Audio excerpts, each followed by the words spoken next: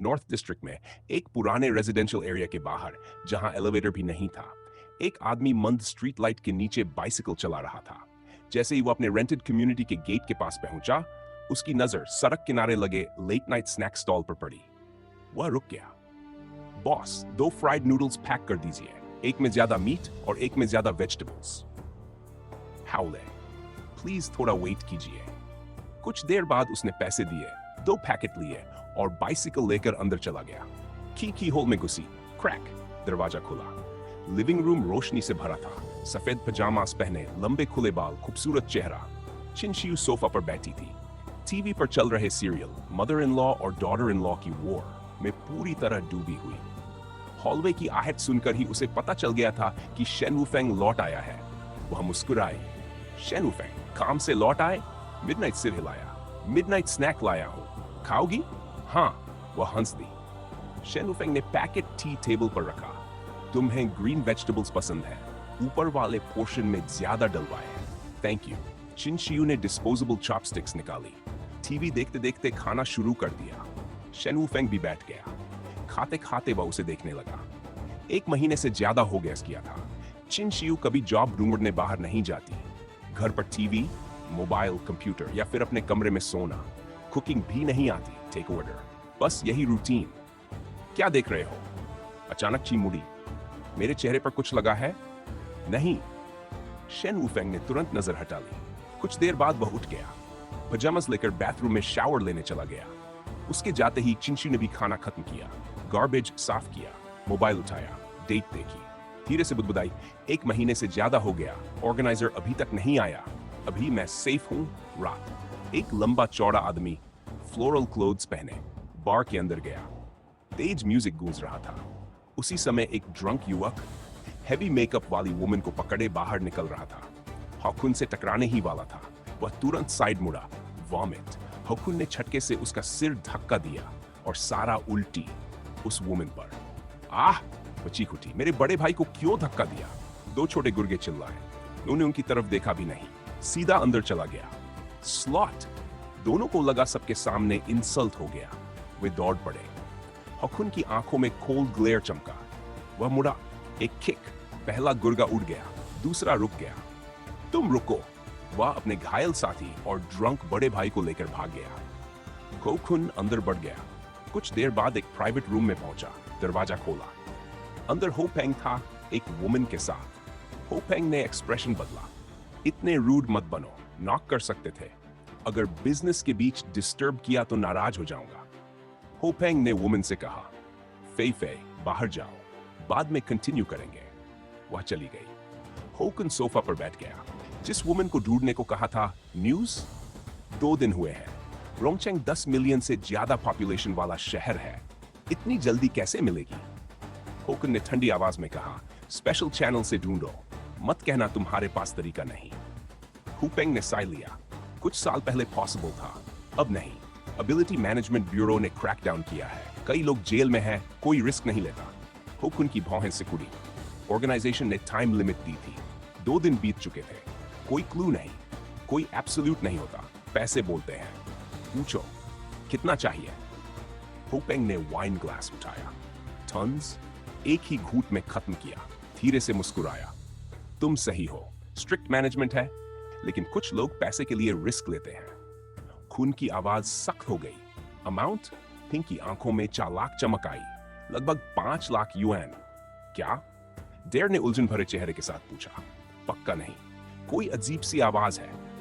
Fisher की आवाज धीमी पड़ गई जब वह कंटेनमेंट एरिया की ओर मुड़ा, जहां पकड़ा गया इन्फेक्टेड रेंजर लक्वास्की रखा गया था। उस क्रीचर के गले से एक अजीब लयबद्ध गड़गड़ाहट निकल रही थी। ये आखिर कर क्या रहा है? फिशर बुदबुदाया और डेर की तरफ देखा। शहर में म्यूटेंट्स के बारे में सबसे ज्यादा नॉलेज उसी के पास था। सलाह लेना स्वाभाविक था। डेर की भौहें सिकुड़ गई। क्या वो कम्युनिकेशन कर रहा है? सवाल हवा में अशुभ तरीके से ठहर गया। अचानक इन्फेक्टेड की वह अजीब आवाज तेज होती गई।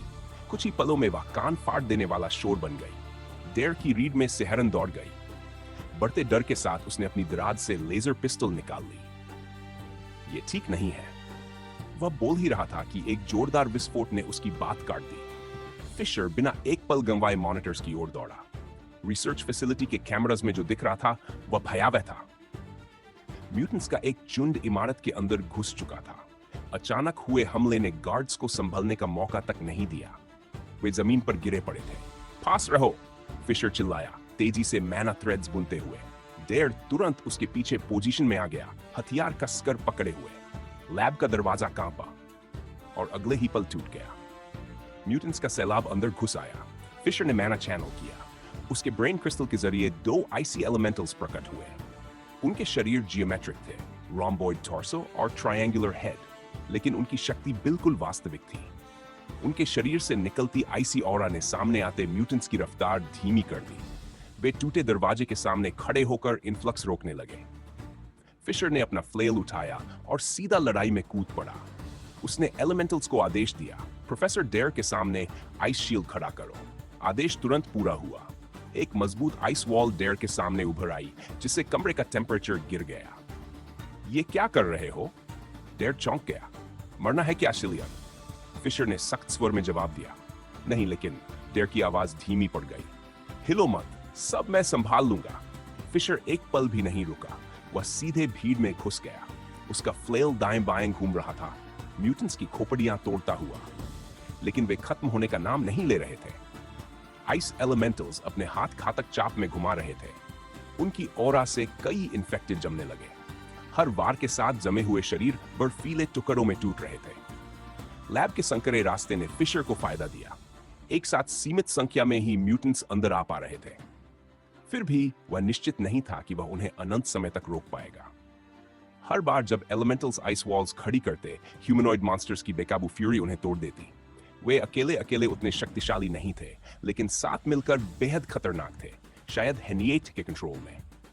तभी कुछ म्यूटेंट्स बच निकलने में सफल हो गए और उस खिड़की की ओर दौड़े जहां लैक्वॉस्की कैद था। वे कांच पर मुठ्ठियां बरसाने लगे। धम धम धम। रेनफोर्स्ड ग्लास लगातार हमले से चटक गया। टुकड़े जमीन पर गिरे और म्यूटेंट्स अंदर घुस आए। वे लैक्वॉस्की के रिस्ट्रेंट्स को चबाने लगे। उसका विकृत चेहरा एक डरावनी मुस्कान में फैल गया। क्या? फिशर की रीढ़ में डर की लहर दौड़ गई। रूम की डिफेंसेस सक्रिय थी। कुछ म्यूटेंट्स इलेक्ट्रोक्यूटेड हुए, कुछ ट्रैप से जलकर मारे गए, लेकिन अंततः वे लैक्वॉस्की को आजाद करने में सफल हो गए। उसने एक भयानक चीख मारी। लंबे समय बाद उसे फ्रीडम मिल गई थी। वह बिस्तर से उछला। अब वह कैदी नहीं, एक चलता फिरता हॉरर था। वह फिशर की ओर बढ़ा, जो अब भी बचे हुए म्यूटेंट से लड़ रहा था। उसी पल उनकी आंखें मिली और फिर लैक्वॉस्की बोल पड़ा। क्या सच में तुम्हें लगा कि तुम मुझ जिंदगी भर यहां बंद रख सकते हो? उसकी आवाज भारी, कर्कश और घृणा से भरी हुई थी। फिशर सन्न रह गया। तुम बोल सकते हो?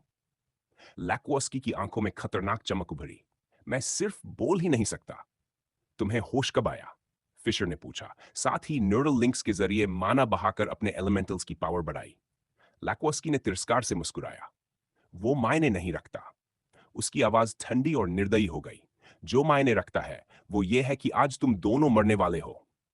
पूरा 1 महीना कब बीत गया, किसी को ठीक से एहसास भी नहीं हुआ। जब एरिक पहली बार इस कम्युनिटी में आया था, उसे शक और सस्पिशन भरी निगाहों से देखा गया था। लेकिन अब हालात बदल चुके थे। अब उसे स्वीकार किया जा रहा था। और ये बदलाव एरिक के लिए विनम्र करने वाला भी था और संतोष देने वाला भी।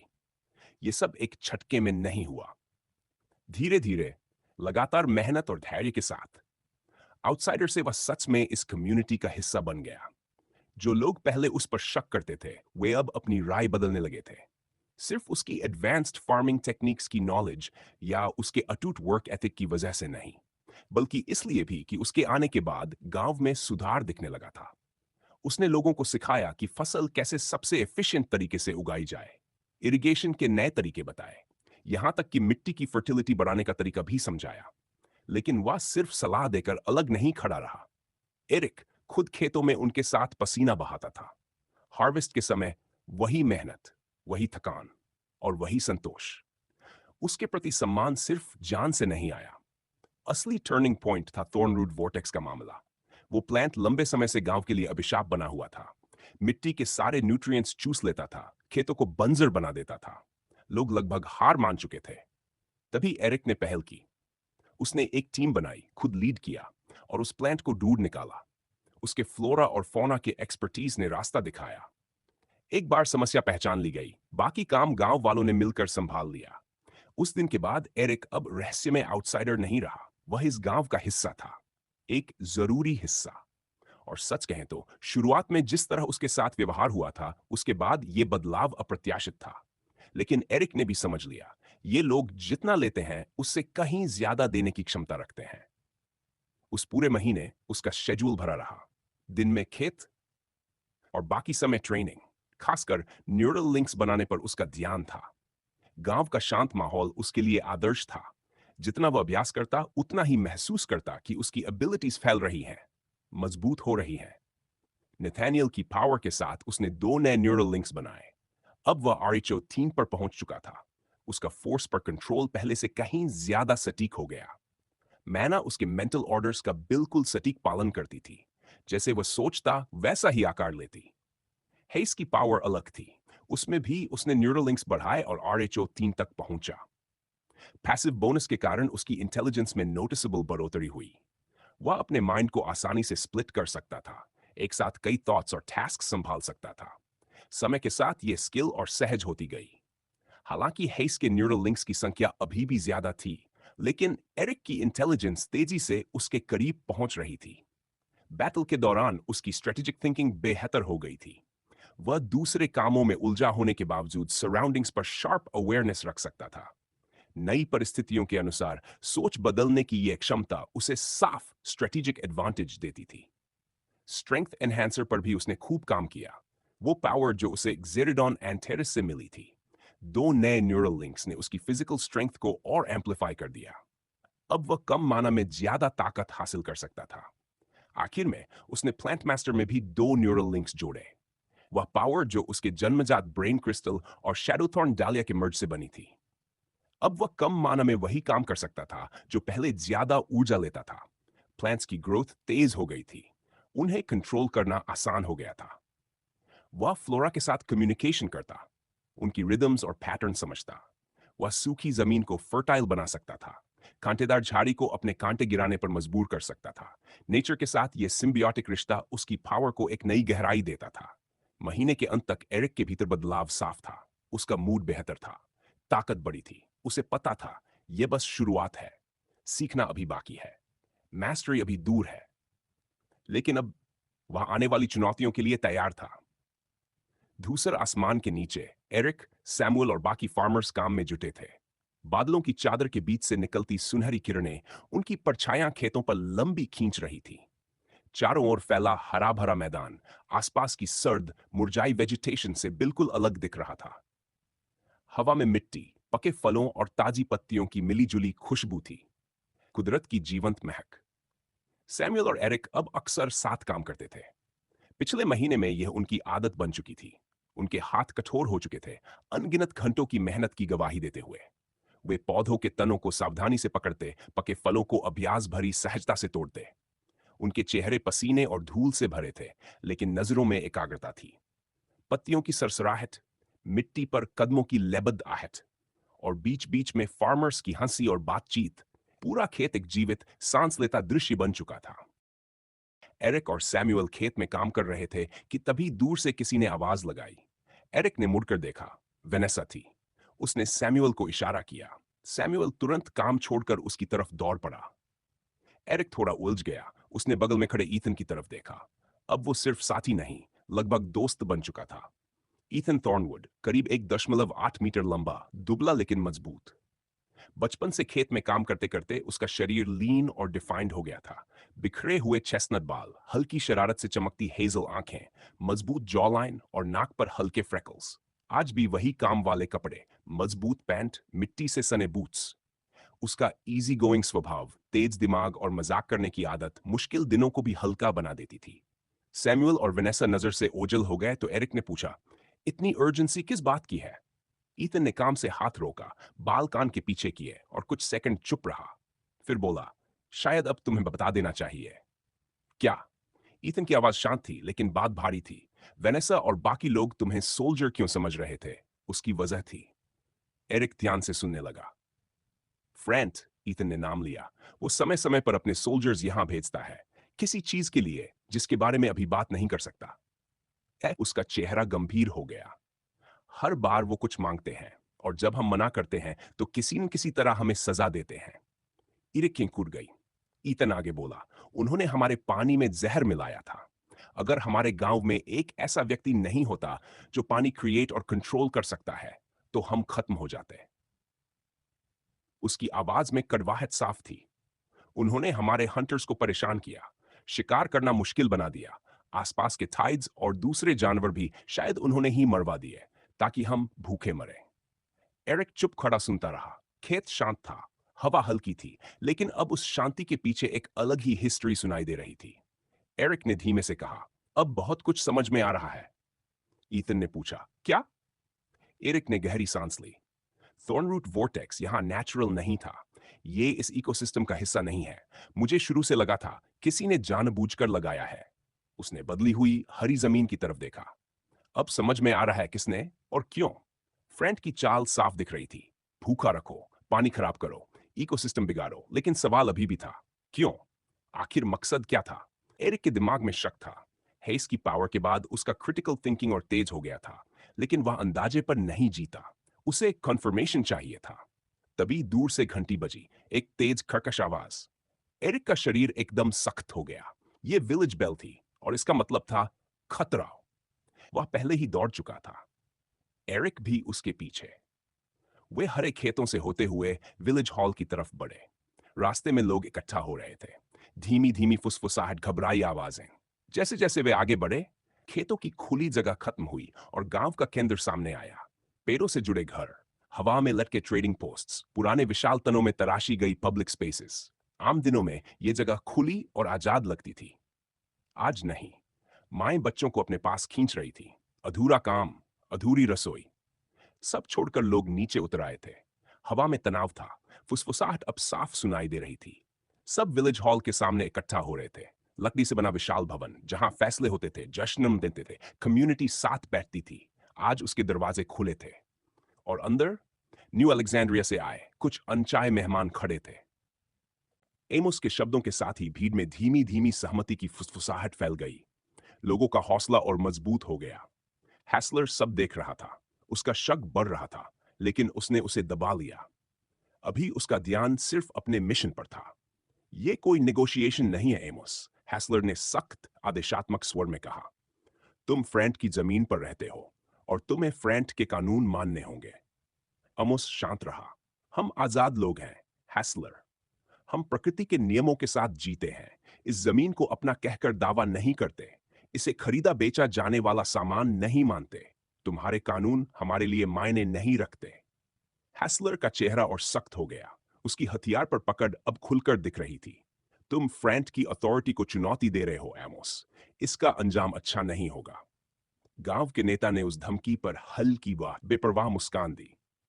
हम किसी को चुनौती नहीं दे रहे।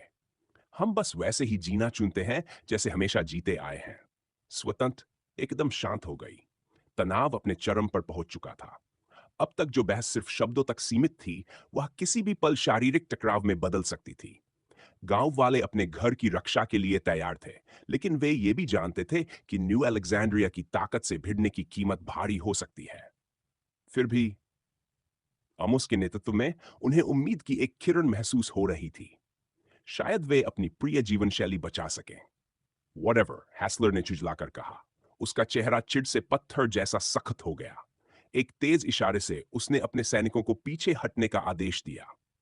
उसका whatever शब्द हवा में भारी होकर लटका रहा, जैसे अपमान की चाबुक। सैनिक तुरंत हरकत में आए। न्यू अलेक्जेंड्रिया की वर्दी पहने वे अपने कमांडर के पीछे अनुशासित कदमताल में चल पड़े। उनके बूटों की भारी आवाज जमीन पर गूंज रही थी, जैसे शांत गांव पर थोप दी गई अनचाही मौजूदगी की याद दिलाती हो। धूप उनके कवच से टकराकर चमक रही थी। गांव की गर्म सुनहरी रोशनी से बिल्कुल अलग, ठंडी और कठोर चमक। धीरे धीरे सैनिक नजर से ओझल हो गए, लेकिन उनके जाने से बेचैनी खत्म नहीं हुई। एरिक ने जाते हुए सैनिकों को देखते देखते ईतन से पूछा, क्या एमोस पहले भी इस हैसलर से मिला है? ईतन ने सिर हिलाया। हाँ, अक्सर वही यहां भेजा जाता है। हमारी परंपराओं के बारे में बाकी लोगों से ज्यादा जानता है। एरिक आगे पूछने ही वाला था कि किसी ने उसके कंधे पर हाथ रखा। वह मुड़ा। वेनेसा खड़ी थी, चेहरा गंभीर। एमोस तुमसे बात करना चाहते हैं, एरिक। एरिक ने ईथन को हल्का सा इशारा किया और वेनेसा के साथ ग्रेट हॉल की ओर चल पड़ा। उसके मन में उत्सुकता और हल्की चिंता दोनों थी। आमोस क्या बात करना चाहते होंगे? हॉल में प्रवेश करते ही उसने एमोस और सैमुअल के गंभीर चेहरे देखे। भवन आज भी भव्य लग रहा था, लेकिन माहौल भारी था। रंगीन कांच की खिड़कियों से आती सर्दियों की धूप कमरे को रंगों की परछाइयों से भर रही थी।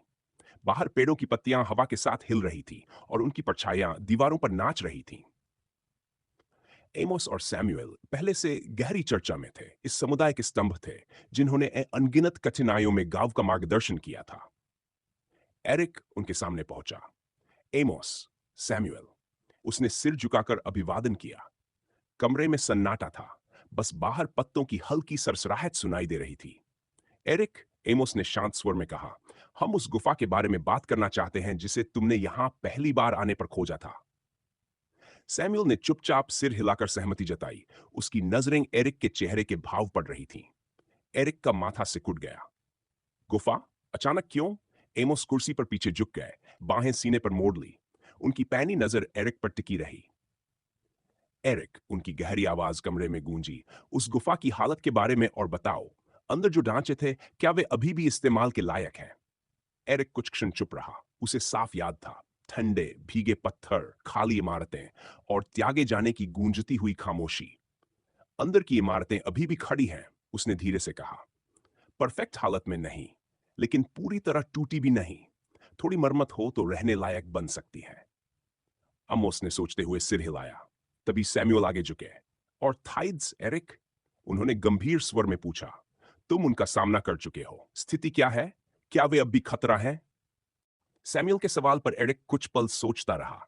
थाइड्स के साथ उसके अनुभव सुखद नहीं थे, लेकिन उस इलाके की सच्चाई से वह मुंह नहीं मोड़ सकता था। थाइड्स चिंता का विषय है, उसने गंभीरता से कहा। वहां जो बड़ा जीव रहता है, वह शायद आप लोगों के लिए उतना मुश्किल न हो। असली समस्या एसिड स्पिटर आर्थ्रोपॉड्स का घोंसला है। उन्हें पूरी तरह खत्म करना आसान नहीं होगा। आमोस और सैमुअल ने एक दूसरे की तरफ देखा। बातें अभी बहुत बाकी थीं, लेकिन एरिक की जानकारी अनमोल थी, खासकर खेती और जमीन से जुड़ी बातों में। अनिश्चित भविष्य के बावजूद उनके पास उम्मीद और विकल्प दोनों थे। क्या आप लोग सच में वहां बसने का इरादा रखते हैं? एरिक ने पूछा। उसका सवाल कमरे की खामोशी में गूंज गया। एमोस ने बिना नजर हटाए जवाब दिया। हाँ, बस एक शब्द, लेकिन उस एक शब्द में हजार अर्थ छिपे थे। एरिक के भीतर आश्चर्य की लहर दौड़ गई और साथ ही उम्मीद की भी। लेकिन वह जानता था कि सच्चाई आसान नहीं थी। अंडरग्राउंड शहर में सिर्फ एसिड स्पिटर आर्थ्रोपॉड्स और वो अनजान थाइड ही समस्या नहीं है, एरिक ने धीमी ठहरी आवाज में कहा। उसे वे घुमावदार सुरंगें याद थी, जैसे किसी विशालकाय जीव ने धरती को अपनी मर्जी से काट छांट कर नया आकार दे दिया हो। वहां कई सुरंगें हैं, साफ तौर पर किसी बहुत बहुत बड़े प्राणी ने बनाई हुई। अगर अंदाजा लगाऊं तो एक विशाल थाइड, जैसे धरती खुद उसकी इच्छा से बदल दी गई हो। अगर आप वहां बसेंगे तो उसका सामना करना तय है। और ऐसा जीव सीधी लड़ाई में हराना आसान नहीं होगा। सैमुअल अपनी सीट पर असहज होकर हिले। उनके चेहरे पर चिंता साफ दिख रही थी, लेकिन एमोस अब भी शांत थे। एरिक ने आगे कहा, और खाने की समस्या। पहले वहां हाइड्रोपोनिक्स इस्तेमाल होती थी। अब सारी सुविधाएं या तो नष्ट हो चुकी है या काम नहीं करती। इतनी कठिन जगह पर खेती का सिस्टम दोबारा खड़ा करना बेहद मुश्किल होगा। मेरी राय में वहां कुछ उग पाना लगभग असंभव है। सब कुछ दांव पर लगाकर वहां जाना बहुत बड़ा जोखिम होगा। कमरे में कुछ क्षणों के लिए गहरी खामोशी छा गई। अब विकल्पों की असली गंभीरता सामने थी। हर रास्ता खतरे से भरा था। फिर भी डर और चिंता के बीच एक साझा दृढ़ता मौजूद थी, अपने घर, अपने लोगों और अपने भविष्य के लिए लड़ने की। एमोस ने धीमे स्वर में कहना शुरू किया, जब से हमारे पूर्वज पहली बार इस जमीन पर आए, यह हमारा घर रहा है। सदियों तक हमने फ्रैंट के साथ शांति से सह अस्तित्व में जीवन बिताया, लेकिन सब कुछ आधा साल पहले बदल गया। उनके चेहरे पर दर्द की एक झलक आई।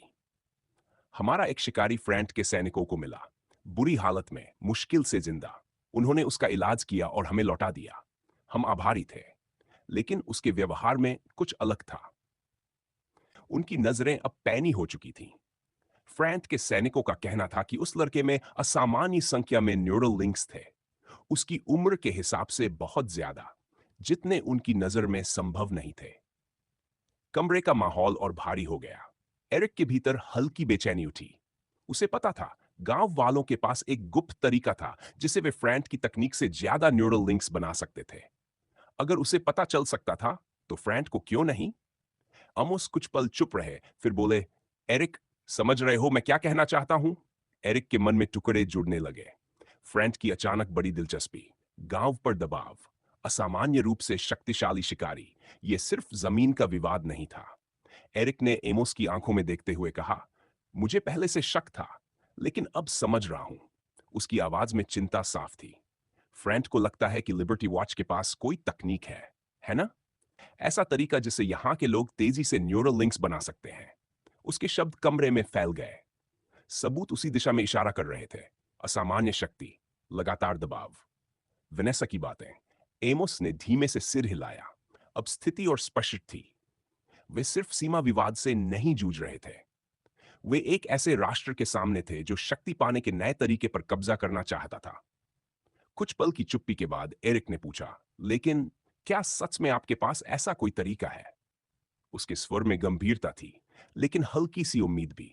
अगर ऐसा कोई साधन था तो शायद शक्ति का संतुलन बदला जा सकता था। हालांकि वह यह भी जानता था, शायद यही वजह थी कि वे इस मुसीबत में फांसे हुए थे। आमोस ने गहरी सांस ली। उनके चेहरे पर थकान साफ झलक रही थी। अब झूठ बोलने का कोई मतलब नहीं है, खासकर इन हालात में। उन्होंने धीमे स्वर में कहा, और तुम्हारा सवाल, एरिक, उसका जवाब मिलना चाहिए। उनकी नजरें फिर से एरिक की आंखों से मिली, जैसे वह गांव के सबसे बड़े रहस्यों में एक को उजागर करने की तैयारी कर रहे हों। हाँ, आमोस ने स्वीकार किया, हमारे पास ऐसा तरीका है। कमरे में गहरी खामोशी छा गई। अब एरिक समझ रहा था फ्रैंक लिबर्टी वॉच को अपने अधीन करने के लिए इतना अड़ा हुआ क्यों है। एमोस की नजरें जैसे अतीत में खो गई। यह तकनीक पीढ़ी दर पीढ़ी हमारे लोगों के बीच चली आ रही है, उन्होंने कहा। यह हमें सामान्य से कई तेज न्यूरल लिंक्स बनाने की क्षमता देती है। एरिक ने धीरे से सिर हिलाया। यह एक बड़ा एडवांटेज था, लेकिन ऐसा एडवांटेज जिसे सत्ता में बैठे लोग किसी भी कीमत पर पाना चाहते हैं। फ्रैंक की हालत को देखते हुए, शहर पर हमला, हेनिएट की तलाश, युद्ध और एट्रियम का टाइड आर्मर और हथियारों के कारण बढ़ता प्रभाव, यह समझ में आता था कि वे इस तकनीक के पीछे क्यों पड़े हैं। एमोस का स्वर गंभीर हो गया, लेकिन साफ सुन लो एरिक। उनकी आंखें सख्त हो गई। यह ऐसी चीज नहीं है जिसे हम फ्रैंक या किसी और को देंगे, किसी भी कीमत पर नहीं। उनके शब्दों में अड़िग संकल्प गूंज रहा था। अब यह सिर्फ जिंदगी बचाने की बात नहीं थी, यह विरासत, पहचान और रहस्य की रक्षा की बात थी। फ्रैंक पीछे हटने वाला नहीं था, और उन्हें भी पीछे हटने का विकल्प नहीं था। कुछ पल बाद एमोस ने कहा, अब तुम समझते हो कि हमें क्यों जाना पड़ेगा। फ्रैंक नहीं रुकेगा, और हम अपने लोगों, अपनी विरासत और अपने रहस्य को उनके हाथों नहीं खो सकते। सैमुअल ने गंभीरता से सिर हिलाया। हमें ऐसी जगह चाहिए जो हमें छुपा सके, बचा सके और हमारी जरूरतें पूरी कर सके। जोखिम है, लेकिन तुम्हारे बताए अनुसार वह अंडरग्राउंड शहर हमारा सबसे अच्छा विकल्प हो सकता है।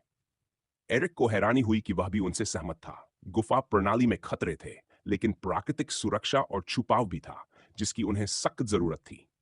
और हमें तुम्हारी मदद चाहिए एरिक, आमोस ने सीधे कहा। तुम वहां जा चुके हो, अंदर के खतरों का सामना कर चुके हो। हमें तुम्हारे ज्ञान, ताकत और कौशल की जरूरत है। एरिक ने उनकी आंखों में छिपी बेचैनी देखी। वह कभी इतनी जटिल स्थिति में उलझने का इरादा नहीं रखता था, लेकिन ये वही लोग थे जिन्होंने एक अजनबी को अपनाया था। अब उनकी जिंदगी उसकी जिंदगी से जुड़ चुकी थी। कमरे में सबकी सांसें थमी हुई थी। एमोस और सैमुअल उसके जवाब का इंतजार कर रहे थे। आखिरकार एरिक की आंखों में दृढ़ता चमकी। मैं आपकी मदद करूंगा, उसकी आवाज हॉल में गूंज उठी। असल में वह मन ही मन पहले ही फैसला कर चुका था। इन लोगों ने उसे अपनाया था, अब उसकी बारी थी। एमोस और सैमुअल ने एक दूसरे की तरफ देखा। उनके चेहरों पर राहत साफ थी। धन्यवाद एरिक, सैमुअल ने कृतज्ञता से कहा। एरिक ने सिर हिलाया। सच कहूं तो अब मुझे इस गांव और इसके लोगों की परवाह है। मैं पूरी कोशिश करूंगा कि लिबर्टी वॉच हर मुश्किल के बावजूद फलता फूलता रहे। कमरे का माहौल थोड़ा हल्का हुआ, लेकिन सब जानते थे कि आगे का रास्ता आसान नहीं होगा। यह साधारण रिलोकेशन नहीं था। उनकी मंजिल खुद एक चुनौती थी। एरिक ने गंभीर स्वर में कहा, सबसे बड़ा खतरा फिलहाल वह ह्यूमनॉइड टाइड और एसिड स्पिटर आर्थ्रोपॉड्स हैं।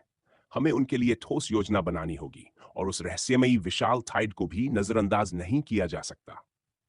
एमोस ने सहमति में सिर हिलाया। हमें ऐसा तरीका चाहिए जिससे हम अपनी रक्षा कर सकें और ज्यादा शोर शराबा भी न हो। हम अपने नए घर की ओर और राक्षसों को आकर्षित नहीं करना चाहते, एरिक ने आगे कहा। और खाने का सवाल, वहां सामान्य खेती लगभग असंभव है। या तो हमें नए तरीके ढूंढने होंगे या हाइड्रोपोनिक्स को दोबारा चालू करना होगा। साथ ही स्थायी और भरोसेमंद पानी का इंतजाम भी जरूरी है। सैमुअल ने ठुड्डी सहलाई। शायद हमें हाइड्रोपोनिक्स पर ध्यान देना चाहिए। इंडोर फार्मिंग के और तरीके भी देख सकते हैं और अभी से बीज इकट्ठा करके सुरक्षित रख सकते हैं। एरिक ने जोड़ा, पुराने निवासियों के पास हाइड्रोपोनिक्स था, लेकिन मुझे नहीं लगता वह अब काम कर रहा होगा। और अगर कर भी रहा हो तो मुझे उसे चलाना नहीं आता। अगर वह खराब है तो हमें किसी ऐसे व्यक्ति की जरूरत होगी जो उसे ठीक कर सके। यह आसान काम नहीं था। उन्हें अपनी पूरी बुद्धिमत्ता, साहस और संसाधनों का इस्तेमाल करना होगा। लेकिन तमाम कठिनाइयों के बीच एरिक के भीतर एक छोटी सी उम्मीद जन्म ले चुकी थी। एक हफ्ता बीत चुका था जब एरिक ने लिबर्टी वॉच के लोगों की मदद करने का वादा किया था। इस समय वेनेसा घने जंगल के भीतर एक छोटे शिकार दल का नेतृत्व कर रही थी। खाने की बड़ी समस्या एरिक ने काफी हद तक सुलझा दी थी, लेकिन गांव को अभी भी प्रोटीन की जरूरत थी जो अवेकनर उपलब्ध नहीं करा सकता था। इसीलिए वेनेसा 4 और लोगों के साथ शिकार पर निकली थी। जंगल जीवन से भरा हुआ था। दूर पक्षियों की चहचहाहट, पैरों तले पत्तों की सरसराहट और पास बहती धारा की धीमी गूंज। वेनेसा की तेज नजरें जमीन पर जमे अस्थिर थाइड्स के पद चिन्हों को खोज रही थी। वह बिना बोले ही अपने दल की नेता थी, सख्त लेकिन न्यायपूर्ण, और इसी कारण सब उसका सम्मान करते थे। उसकी टीम उसके पीछे चुपचाप चल रही थी, हथियार तैयार, निगाहें चौकन्नी। जब उसने पीछे मुड़कर देखा तो साथियों के चेहरों पर दृढ़ता साफ झलक रही थी। वे हालात स्वीकार कर चुके थे और सामना करने को तैयार थे। जंगल जैसे उन्हें अपने भीतर समेटे हुए था। गीली मिट्टी की गंध, ऊपर फैली पत्तियों की छत और चारों ओर प्राकृतिक किला सा वातावरण। हर हल्की आवाज पर नसें तन जाती, टहनी टूटने की आवाज या पंखों की फड़फड़ाहट। लेकिन वेनेसा का हाथ भाले पर स्थिर था। हालांकि मन बार बार एमोस की बातों की ओर लौट रहा था। पूरा गांव उस प्राचीन भूमिगत शहर वाली गुफा में बसाने का विचार अभी भी उसे असहज कर रहा था। क्या यह सही था? क्या यह संभव था? उसे संदेह था। लेकिन आमोस का निर्णय अंतिम था। अगर इससे लोगों की सुरक्षा सुनिश्चित हो सकती थी तो जोखिम लेना ही होगा। वह एबल की ओर मुड़ी। एबल, कोई टाइड के निशान? उसने आवाज लगाई। दुबला पतला, बाज जैसी नजर वाला युवक ध्यान से आसपास देख रहा था। उसकी पैनी हेजल आंखें सिकुड़ी हुई थीं। कुछ नहीं, वेनेसा, उसने सिर हिलाते हुए जवाब दिया। उसकी आवाज में झुंझलाहट थी। वेनेसा के होंठों से एक दबा हुआ श्राप निकला। शिकार उम्मीद से कहीं कठिन साबित हो रहा था। उसने भाले की पकड़ और कस ली। उंगलियों के पोर सफेद पड़ गए। कोई टाइड के निशान न होना चिंता का संकेत था।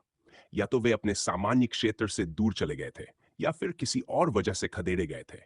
दोनों ही संभावनाएं शुभ नहीं थी। तभी जंगल की खामोशी को चीरती हुई एक भयानक युद्ध गर्जना गूंजी। घने झाड़ियों को चीरते हुए हथियारबंद सैनिक बाहर निकले। वेनेसा को प्रतिक्रिया करने का मुश्किल से समय मिला। उनमें से एक, पूरी मिलिट्री वर्दी में, नीली चमक वाला माना से आवेशित भाला लिए सीधे उसकी ओर चपटा। वेनेसा के शिकारी संस्कार जाग उठे। उसने वार से बचते हुए अपना भाला आगे बढ़ाया। दोनों हथियार टकराए, ताकत की टक्कर। झटका उसकी बांह से होता हुआ पूरे शरीर में दौड़ गया। लेकिन उसने दांत भींच लिए। धातु की तीखी चीख के साथ भाले अलग हुए। सैनिक ने तेज तेज वार किए, हर वार पहले से अधिक क्रूर। वेनेसा पीछे हटने को मजबूर हुई, मुश्किल से हर वार रोकती हुई। दिल जोरों से धड़क रहा था। कुछ दूरी बनाकर वह घेरा बनाते हुए घूमी, मौका तलाशते हुए। भाले फिर टकराए। जंगल की शांति अब इस संघर्ष की गूंज से भर चुकी थी। वेनेसा को मानना पड़ा, उसका प्रतिद्वंद्वी कुशल था। उसकी चालें तरल, वार सटीक। लेकिन वह बहुत आक्रामक था और यही उसकी कमजोरी थी। तुम लोग पागल हो क्या? वेनेसा ने झुकते हुए कहा, एक तेज वार से बचते हुए। निर्दोष लोगों पर हमला? यही है फ्रैंट के सैनिकों का सम्मान?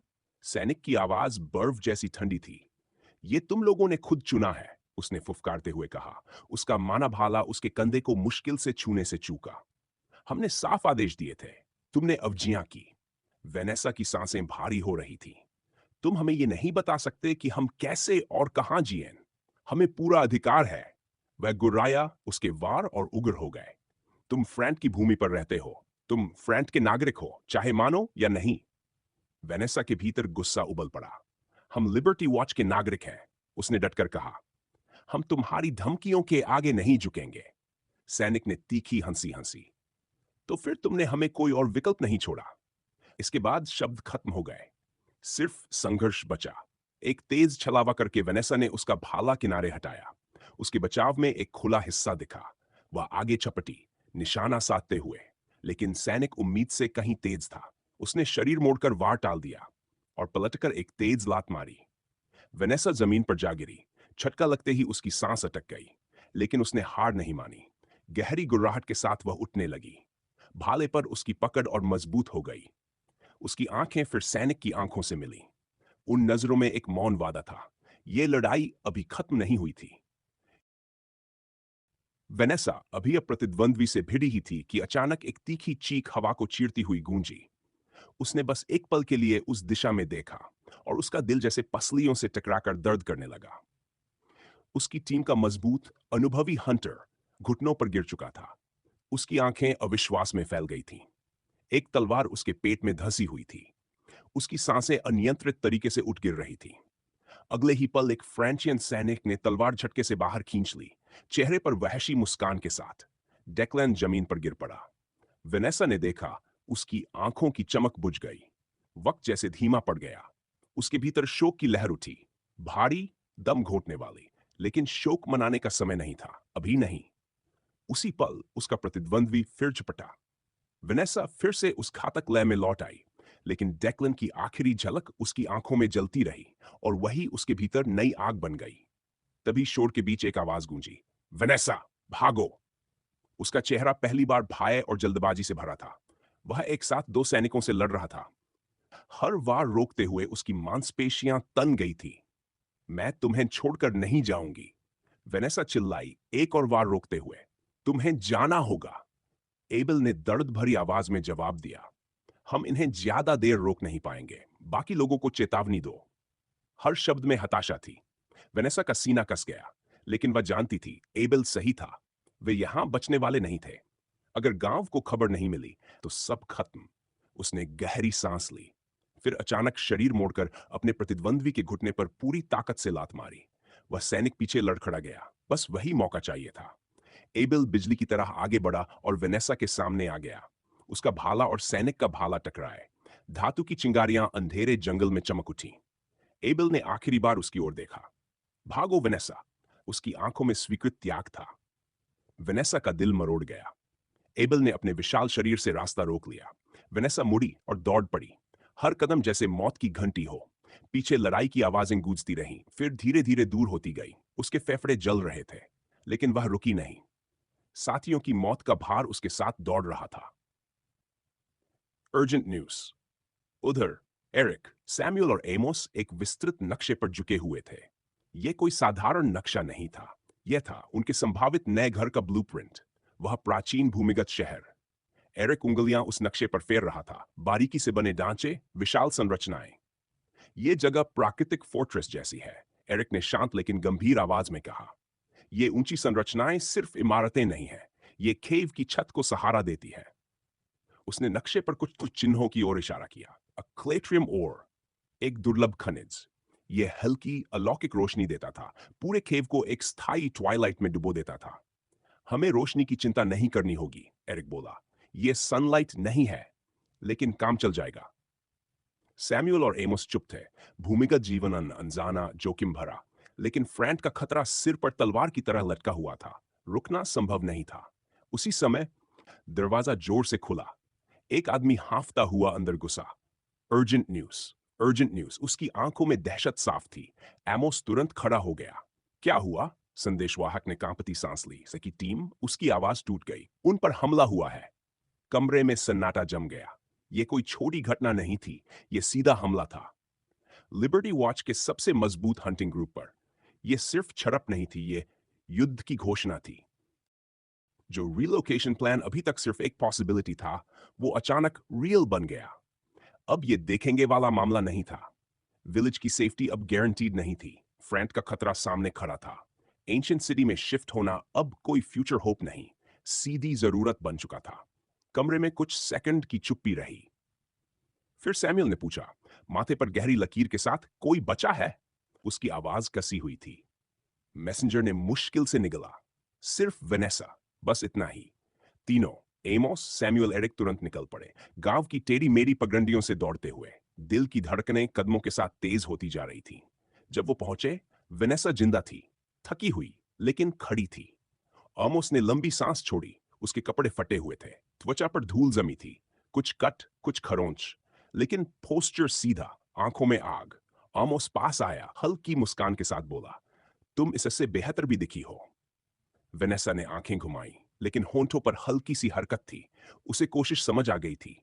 फिर एमोस का चेहरा गंभीर हो गया। क्या हुआ? वेनेसा के हाथ माथ बगल में कस गए। फ्रेंचियन सोल्जर्स ने हमला किया, उसने सीधी आवाज में कहा। कमरे में हवा भारी हो गई। जिस डर की बात हो रही थी, वो अब सच था। वेनेसा पेड़ के तने से टिक गई। एड्रेनलिन उतर चुका था। अब शरीर में भारी दर्द था। उसने ऊपर देखा। तीनों उसकी तरफ देख रहे थे। वो बोलना शुरू करती है। हम थाइड के ट्रैक्स देख रहे थे। तभी उन्होंने हमला किया। एम्बुश था। मुझे लगता है वो हमें ऑब्जर्व कर रहे थे। इंतजार किया कि हम गांव से दूर जाएं, फिर घेर लिया। उसकी आवाज स्टेडी थी, लेकिन आंखों में गुस्सा साफ था। हमें मौका नहीं मिला, सरेंडर तक नहीं। एक पल रुकी। एबल ने कहा, भागो। उसकी नजर जमीन पर गिर गई। मैं नहीं जाना चाहती थी, लेकिन उसने जबरदस्ती कहा। उसने मुझे टाइम दिया। भारी। फिर उसने ऊपर देखा। उन्होंने साफ कर दिया, वो हमें मारने में हिचकिचाएंगे नहीं, और उनकी बातों से लगा ये बस शुरुआत है। अब ये कोई छुपा खतरा नहीं था, ये खुला युद्ध था। सैमुअल जंगल की तरफ देखने लगा। अब खुलकर हमला कर रहे हैं, उसने धीमी लेकिन सख्त आवाज में कहा। ना कोई बहाना, ना कोई शर्म। फ्रेंचियंस अब चुप नहीं रहे थे। अगर हालात पहले खराब थे, अब सीधी सर्वाइवल फाइट थी। एमोस ने एरिक की तरफ देखा। केव के क्रीचर्स को खत्म करने में मदद करो। आवाज शांत थी, लेकिन अंदर अर्जेंसी साफ थी। एरिक ने बिना देर किए सिर हिलाया। हाँ, एसिड स्पिटर आर्थ्रोपॉड्स मैं संभाल सकता हूं। एक पल रुका। लेकिन बाकी थाइड जो ह्यूमनॉइड है, उसमें मुझे तुम्हारी या सैमुअल की मदद चाहिए। सबको पता था ये आसान नहीं होगा, लेकिन केव चाहिए था, क्योंकि विकल्प मौत या कैद। एमोस ने सैमुअल की तरफ देखा। ह्यूमनॉइड थाइड संभाल लोगे? सैमुअल ने बस सिर हिलाया। कोई लंबी बात नहीं, काफी था। एमोस ने वापस एरिक की तरफ देखा तो तय हो गया। उसकी आवाज साफ थी। केव जितनी जल्दी हो सके खाली करनी है। मैं हंटिंग टीम तैयार करता हूं, सैमुअल लीड करेगा। फिर सीधा एरिक की आंखों में देखते हुए, तुम गाइड रहोगे। निर्णय हो चुका था। अब सिर्फ तैयारी बाकी थी। हर आदमी को अपना रोल पता था। अब ये गैम्बल नहीं था, ये सर्वाइवल मूव था।